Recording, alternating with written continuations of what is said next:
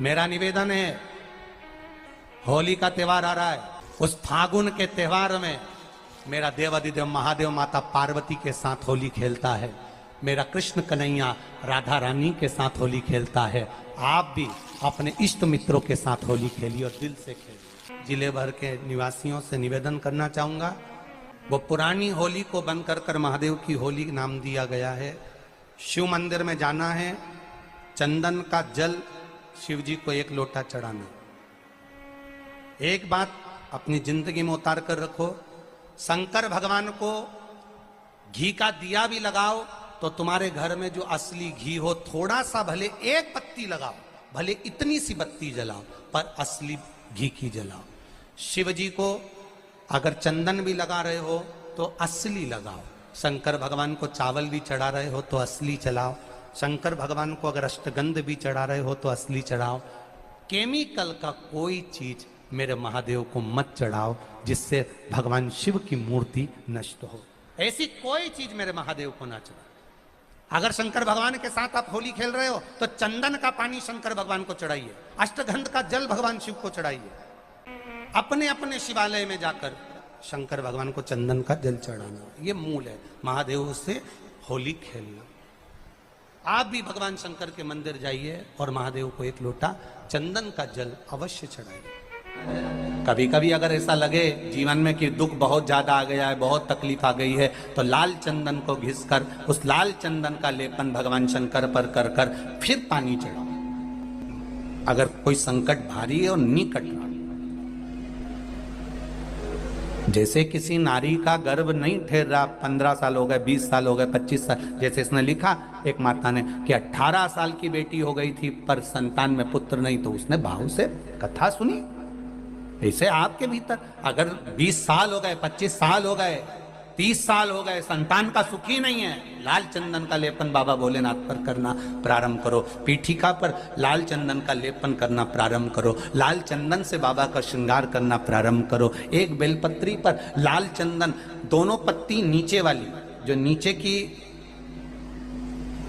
की जो 2 पत्ती होती है, इस पे लाल चंदन और बीच वाली पत्ती पर पीला चंदन लगाकर बाबा के शिवलिंग को समर्पित करिए। बाबा से प्रार्थना करिए, रोज प्रार्थना करो। परंतु एक बात का स्मरण रहे, 25 साल हो गए, 20 साल हो गए, 30 साल हो गए, संतान नहीं, तो पहले जल से अभिषेक कराना, अभिषेक कराकर उस जल का आचमन करने के बाद हाथ को खासा करना, धोना, उसके बाद में फिर वापस बाबा का स्नान कराओ, फिर चंदन का लेपन कराओ, फिर 1 लोटा जल चढ़ाकर बाबा का स्नान कराओ। बाबा का बड़ा सुंदर भाव से लाल चंदन से जो अभिषेक करता है, बाबा को लेपन कर कर फिर जल चढ़ समर्पित करता है, निश्चित है उसकी गोदी मेरा देव अधिदेव महादेव जरूर भरता है। ये निश्चितता है। हम तो बेटियों से भी कहते हैं, जिसका विवाह नहीं हो रहा हो, 25 साल, 30 साल, 27 साल, 28 साल, 32 साल, 40 साल हो गए हो, नहीं हो रहा हो बेटा बेटी का विवाह, उसे लाल चंदन का प्रयोग अशोक सुंदरी वाली जगह पर 7 बिंदी लाल चंदन की लगाकर 7 बेलपत्र 7 बिंदी पर रखिए और महाराज अपनी कामना कर कर भगवान से आइए। बाबा देगा, करेगा, 3-4 महीने में विवाह पक्का करेगा। ये लाल चंदन की महत्वता है शिव तत्व। शिव कथा का एक नियम है, आप अपने जीवन में उतार कर रखिएगा कि यदि एक लाल चंदन होता है, एक पीला चंदन होता है, 2 तरह का चंदन होता है। जैसे अगर हफ्ते में 1 बार, कितने समय में, जम के बोलो जरा, हफ्ते में 1 बार प्रयास करा करो कि लाल चंदन का पानी हम शिव जी को समर्पित करें।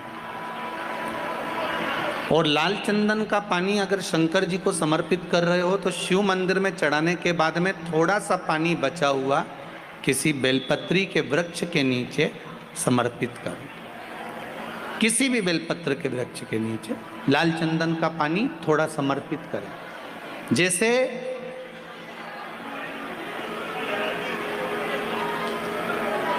अगर बच्चों का विवाह नहीं होता है, शादी नहीं होती है, तो अपन लोग क्या करते हैं कि भाई एक बेलपत्री का जो पत्ता होता है, उस पत्ते के बीच वाली जो पत्ती होती है, उस पत्ती पर अपन केसर को घिसकर, केसर को घोल कर उस पत्ती पर अपन केसर का तिलक लगा देते हैं। और केसर का तिलक लगाकर जिसका विवाह नहीं होता, उसकी ये बीच वाली उंगली पर ये बीच वाली पत्ती को अंगूठे से टच कर कर उसको रख देते, उसका नाम और गोत्र बोलकर उस पत्ती को शंकर भगवान पर किसी भी प्रदोष के दिन शिव जी को समर्पित कर देते।